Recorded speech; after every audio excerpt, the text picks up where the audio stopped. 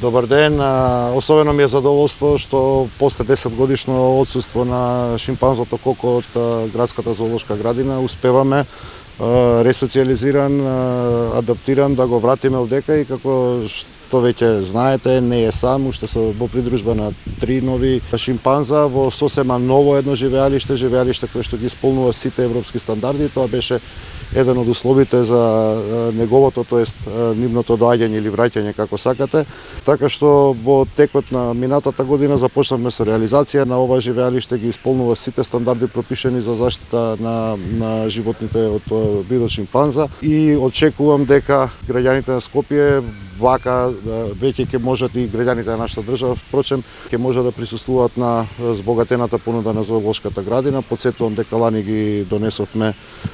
слоновите овдека, работиме на доведувањето и на уште два фламингоси,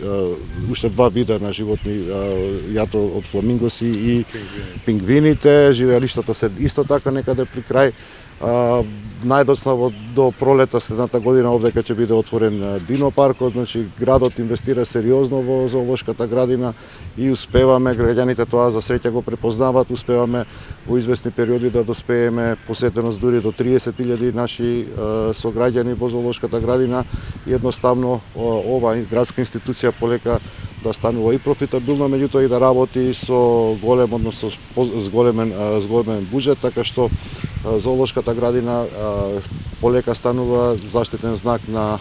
нашиот град и очекувам дека тоа ниво на квалитет, тоа ниво на услуги ќе го подигнеме, имајќи во предвид дека и во изминатиот период преку јавните претпријатија работевме на нови стази, за прв пат после 15 години го исчистивме големото езеро како градска институција, се со цел и на животните, меѓутоа и на луѓето, на животните ги подобриме условите за нивниот престој во зоолошката градина, на граѓаните да ги подобриме условите за да се осеќаат подобро во оваа институција. Благодарам.